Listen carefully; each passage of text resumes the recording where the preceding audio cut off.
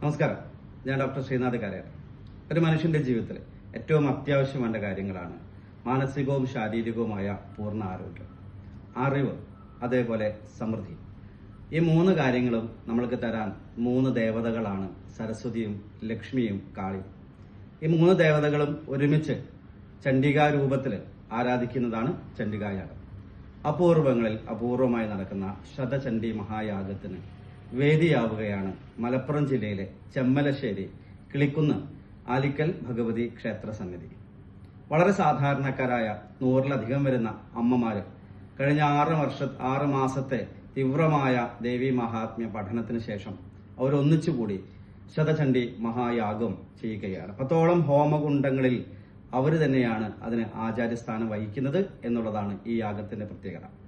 അതോടൊപ്പം തന്നെ 1000-ലധികം അമ്മമാർ മഹാലക്ഷ്മി പൂജ പഠിച്ച് ചെയ്യുകയാണ്. 2026 ഓഗസ്റ്റ് മാസം 8, 9 തീയതികൾ ഇന്ന് വരെ നമ്മുടെ നാട് കാണാത്ത രീതിയിലുള്ള വലിയ ഒരു ആധ്യാത്മിക മുന്നേറ്റമാണ് സഹസ്രലക്ഷ്മി യജ്ഞവും ശതചണ്ഡി മഹായാഗവും. എല്ലാവരെയും അലിക്കൽ ഭഗവതി ക്ഷേത്രത്തിലേക്ക് സ്വാഗതം ചെയ്യുന്നു. നന്ദി, നമസ്കാരം. നമസ്കാരം. ഞാൻ ഡോക്ടർ ശ്രീനാഥ് കാരയാണ്. ഒരു മനുഷ്യന്റെ ജീവിതത്തിൽ ഏറ്റവും അത്യാവശ്യം വേണ്ട കാര്യങ്ങളാണ് മാനസികവും ശാരീരികവുമായ പൂർണ്ണ ആരോഗ്യം, അറിവ്, അതേപോലെ സമൃദ്ധി. ഈ മൂന്ന് കാര്യങ്ങളും നമ്മൾക്ക് തരാൻ മൂന്ന് ദേവതകളാണ് സരസ്വതിയും ലക്ഷ്മിയും കാളിയും. ഈ മൂന്ന് ദേവതകളും ഒരുമിച്ച് ചണ്ഡികാ രൂപത്തിൽ ആരാധിക്കുന്നതാണ് ചണ്ഡികായാഗം. അപൂർവമായി നടക്കുന്ന ശതചണ്ഡി മഹായാഗത്തിന് വേദിയാവുകയാണ് മലപ്പുറം ജില്ലയിലെ ചെമ്മലശ്ശേരി കിളിക്കുന്ന് ആലിക്കൽ ഭഗവതി ക്ഷേത്ര സന്നിധി.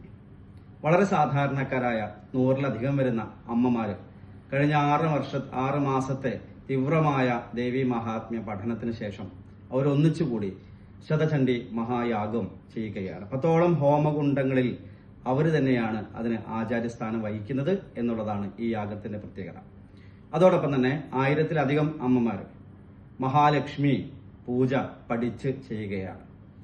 2026 ഓഗസ്റ്റ് മാസം 8, 9 തീയതികൾ ഇന്ന് വരെ നമ്മുടെ നാട് കാണാത്ത രീതിയിലുള്ള വലിയ ഒരു ആധ്യാത്മിക മുന്നേറ്റമാണ് സഹസ്രലക്ഷ്മി യജ്ഞവും ശതചണ്ഡി മഹായാഗവും.